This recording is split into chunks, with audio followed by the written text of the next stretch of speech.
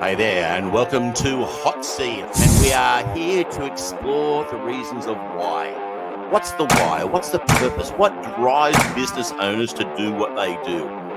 If it's what you're looking for, to get motivated, well, we look forward to sharing this episode with you. I'm your host, Kelvin Holiday, and I am enjoying the fact that we can explore people's why and motivate others. So stay tuned for this exciting new episode. 15 minutes, fast paced. Let's do it. Well, welcome again. Another episode here of Hot Seat, and we have an absolute gem of a man. This is a guy that I've known for some time. Caught up with him in a group called Connect Collaborative, and we've been in a lot of networking areas. And his name is Greg Smith, and we would like to welcome you into the hot seat. Coming in there, Greg. G'day, Kel. Ubuntu, we see you. That's wonderful, mate. I'm going very well. Thanks, Kel. And yourself? Mate, I'm doing okay. Yep. Look, living the life here in Thailand, having a good old time over here. And great. So, mate, let's get started. So, family life. Tell us a little bit about who's Greg Smith, where you're from, where you hail from, and what's been the life journey so far. Geez, how long you got? Yeah, we've only got a couple of minutes. Look, bottom line is that I was inspired as an infant to be outdoors. I asked my mum and dad. We lived on a busy street in Sydney, and I asked my mum and dad to take me to the rocks and trees. Ultimately, that led to a 25-year career working outdoors with young adults, expeditioning. So mountain biking and bushwalking and high ropes and abseiling and canoe touring and all of that adventure stuff. So I made a career out of that. And during the course of that career, there were three main questions that drove that work. And the questions were pretty simple. Who are you? Who are we? And what's the legacy or the impact that we want to have? So that then morphed into the work that we're doing now. And from a personal point of view, I met my bride 40 years ago on a train station in southern New South Wales. I thought she looked a bit of all right. She couldn't keep her hands off me, of course. But 7 years later, we got married. Been married for 34 years this year. Got a couple of young adult kids. One with permanent residency in Canada, but living back in Australia at the moment, 25-year-old girl, and a young man who's just moved to Newcastle.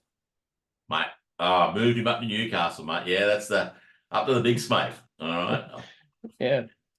Mate, that's good. So, mate, 40 years, with the one lady and being in business and stuff like that. So tell us, in the business world, you got a family there, you're a growing family and stuff like that, and you've been in business for some time.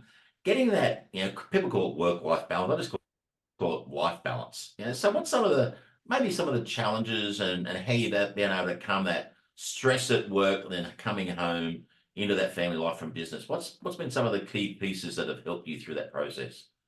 The foundational answer to that, Kel, is healthy relationships.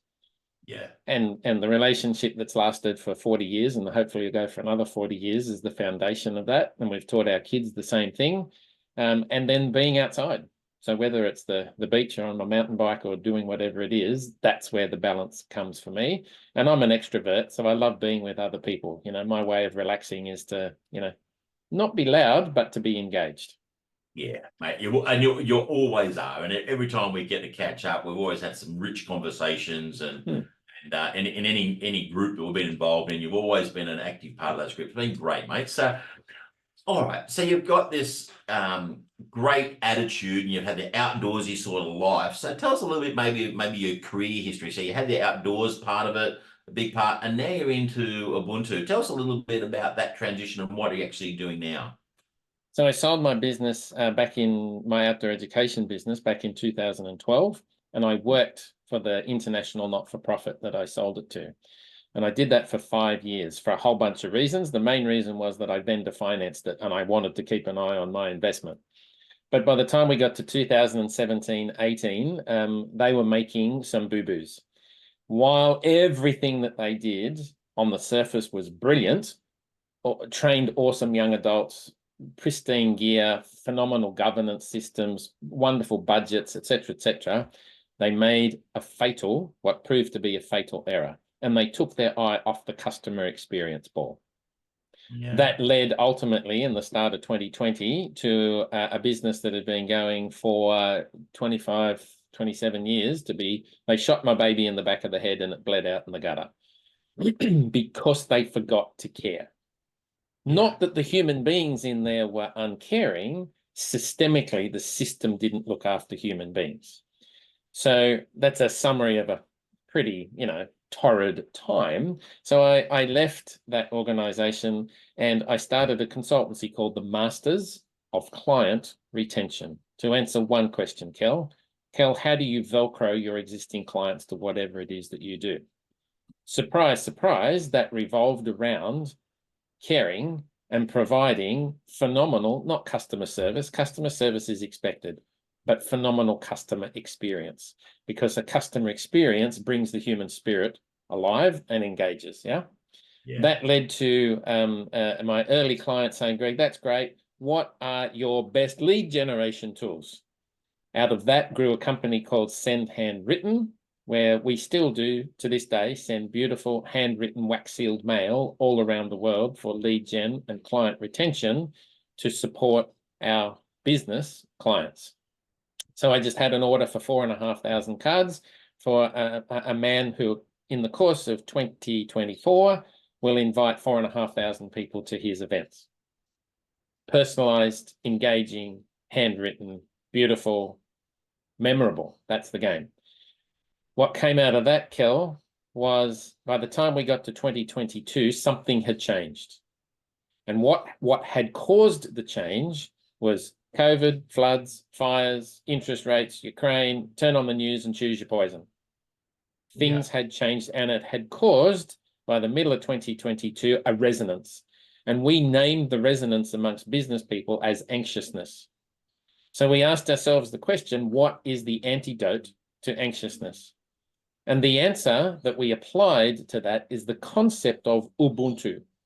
And I used the concept of Ubuntu. Yes, it's a South African word, and no, I'm not South African, but I learnt the meaning of that word during my 20-odd years working outdoors with young adults. And like you played with right at the start, it ultimately means, Kel, I see you. As a fellow human being, I recognize your humanity right here in front of me right now.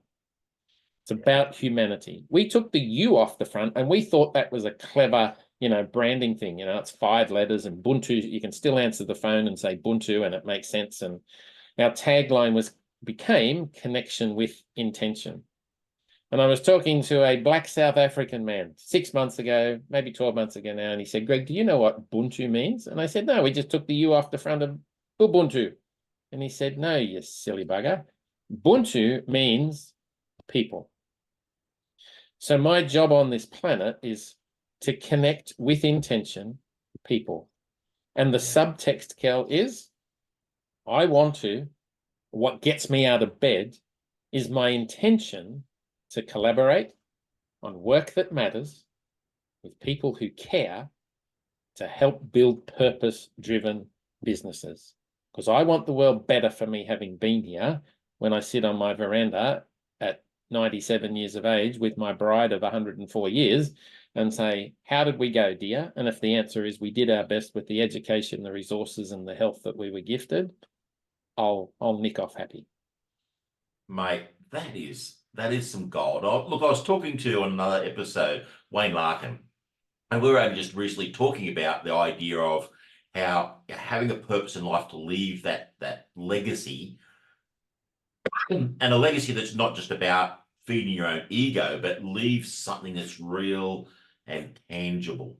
All right. And that's what you're talking about here. So, mate, I love that. And so again, so you've taken this to the next level. And this is what I love about you, Greg. You get an idea, you get passionate about it, and then you apply it. So we were talking earlier about Destiny Rescue, all right, and how now Ubuntu has actually partnered up with Destiny Rescue to be able to make a change in the world. That's a legacy. Yeah, there it is. Absolutely. Yeah, so for those that can see the board behind me, if you're watching this on a Zoom recording, there's a collaboration going on, Kel, and I didn't know that you're integrated with Destiny Rescue until 10 minutes ago. So this is phenomenal synergy. Yeah. So Ubuntu combined with a lady called Tracy Eaton combined with Destiny Rescue, are taking the concept of and the desire to have an impact in this sex slavery world and actually doing something about it. It Yeah. begins, there's a whole story to this and we don't have time to share it. Suffice to say, it has begun. The first significant event is on the 8th of June with a gala black tie dinner at the House of the Arts on the Gold Coast, where we're looking for tables of 10. Yeah. Come and join us. The artwork that Tracy will produce, telling the stories of people that have come out of the difficult situations that we know, kids are enduring in this sex slavery space. It culminates in an exhibition at the Oscars in 2025. So we want to take this right smack into the middle of celebrity world and get their support. And I might be struck down by my next statement, but I think a lot of this is perpetrated within the world of the rich and the famous and the celebrities. So we're not standing back from that. We're taking it right to the coalface to see what happens. Put it in the face, mate. Yeah, look, Destiny Rescue, for those people who don't know about it, look it up. It is an amazing, amazing charity. All right, helping these young ladies just to really to remove themselves from it. And yeah, so mate, I applaud you in that initiative.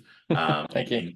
In getting that going, mate. Yeah, this is a thing that's very close to my heart as well. And we're running, you've got the one in June. So for folks, if you're listening to this in time, you might be listening to it many years past. But just know that what Greg is doing with his team at Buntu and with Destiny Rescue is an amazing thing. If you can get to that event in June, get your tickets, get it happening. We'll make sure we have that available to you wherever you're watching us from, and give you some details on how to get those tickets as well. And we're also running a bike ride. All right, so that's another one. So these are just things that they're really close to people's hearts and what gets us out of bed. So, Greg, I'm going to ask you now, mate. This is a great segue into, like, I've seen your passion. I'm hearing your passion. It's just awesome, and how you actually are wanting to leave this legacy. But I guess I wanted to take it into this space of people in business. We get really, really, we're looking in the mirror all the time. We're looking at ourselves rather than looking at the world. So when you talk about that customer experience and stuff like that, we get so absorbed into our own environment. All right, we forget that. What are some of the things that you might think about or help business owners to trying to get the focus off themselves and their own problems that gets this reciprocity sort of going? Help others, that will then help you. All right, what's some of the techniques or tricks that you might have been able to share with the people that to be able to get that to happen in their own life? Yeah, the summary really, Kel, is to be careful about becoming too enamored with the whole process that we're all dealing with at the moment of AI and what we are choosing to make that mean. Amazon Web Services put something out only in the last few weeks, and the description was this: the internet has become a dumpster of content slime. The internet is now creaking under the weight of dross. If we, as human beings, continue to sit on the sidelines and observe content being created by ChatGPT or whatever automated system you choose to use, delivered via automated systems and then responded to by automation, human beings relatively become observers of a tennis match back and forth. Yes. While ever human beings remain the decision makers in purchasing decisions, we've got to be careful that we don't become observers of our own cleverness. Yeah. And the way that we engage with other human beings who are the purchasing decision makers is to touch on, to enliven, to spark the human spirit and the experience of being human. So the way that we help our clients who are in business is pretty simple. We call it the bouncing ball. First, we want to uncover who the hell they are. We call it uncover you. It's a process. and we give our clients goosebumps rediscovering who they are as humans first. Nobody cares that you are a mortgage broker. However, if you are a facilitator of wealth for middle-aged women who've suffered divorce, now your purpose is relatively clarified. And if that was the example, you're a mum, you're an aunt, you're a daughter, you're a whatever, you're a human being first. Out of that humanity, let's express you. Let's really get clear on the story that you have to tell that's going to make a difference for the person that you're choosing, or the part of the planet that you're choosing to have an impact on. The service is called Express You. Then we want to amplify you online and offline. Then we want to develop you. Kel, between you, me, and the gatepost, and I guess for anybody that's listening, we're crazy. We are ridiculously creative. We get right to the edges of what is reasonable in order to help our clients be seen, heard, remarkably, and memorably. Yeah. And I've got some stories that'll give you goosebumps about us going crazy. And then back to that whole concept that we talked about earlier in the conversation, when we named the fact, and it is a fact, that human beings in business as a species are anxious some or all of the time, we created a service called Support You. Yeah. And you're good at this. I know the work that you do and you're good at it. Our metaphor is that we want to wrap our arms around our clients as their plug-in, plug-out business development team and support them. Yeah. Low cost, low time or short time frames when nobody has to bet the farm and trust gets the opportunity to be built before there's a longer term engagement. Yeah. Now, that's a costly thing to do from a business's point of view, but it's the real thing to do, because if you're new to Greg Smith's world, you've got no reason to trust me. Yeah. So trust needs to be built. And for your listeners, and I'm guessing that you've heard of it and know about it, Kel, and if you don't, this is for you too. Every year, a survey is done around the world called the Edelman Trust Barometer. Have a look at it. For your listeners, if you haven't had a look at it, what we're experiencing as human beings is that trust is deteriorating in government, big business, big church, big fill in the blank. What is getting traction and where trust is growing is between human beings that are up to something of significance to make a difference. Yes. That's the game in town. The question that we want our clients to answer is, what of significance are you up to, informed by the God-given gift of who you are? That's the game. Once that gets to a business level, then the question changes slightly and it becomes, as a group of human beings seeking to make a difference, who are you? So remember I said those 3 questions back that I used for my entire career. Yeah. Who are you? Who are we? And what is the legacy that we want to leave? I simply picked those up with a crane and I've dropped them into the corporate world, because they are equally significant questions, whether you're a young adult learning how the world and you work, or whether you're an experienced entrepreneur trying to make an income, make a difference, and be all that you can be. Yeah. Beautiful. Mate, I've got some goosebumps, mate. You do this to me quite often. Yeah, quite often. I'm just going to actually start taking a bit of action, mate. We're going to wrap it up here. I'm going to ask you this, folks. I don't know about you, but I'm just in a little bit of a daze at the moment, going through all these things that Greg's been saying here. But I'm going to ask you for your one hot tip for people when they're having a struggle in life, you know, whether it be life, business, or whatever. What is it that can help them get out of bed and keep going? There's 2 or 3 things. 1, know for certain that you are enough and that you matter. Yeah. Second thing would be, stop the BS. Don't overthink it and be real. And go out and have the impact that you were put here to have. That. Beautiful, mate. Folks, you've just heard it from the man, Greg Smith. Mate, we see you. You are a man of integrity and honor, making a difference in this world. Folks, don't forget, if you haven't already gone in there, and it's time still, on June, what was it, Saturday, June the 8th on the Gold Coast in Australia. Okay, mate, get your tickets, get a table of 10, get there to it. An amazing charity, an amazing man actually driving this process as well. Thank you very much. Another episode of Hot Seat, and we've been here with Greg Smith. Thank you, and we'll see you all again soon. Thanks for joining us here at Hot Seat. It's been an amazing, amazing event. It is a place where you can actually enjoy and be inspired by the why of others, the drive of the purpose and the passion. Please like and share this podcast with as many people as you can to inspire them to make a difference in this world. Have an awesome day. Unleash.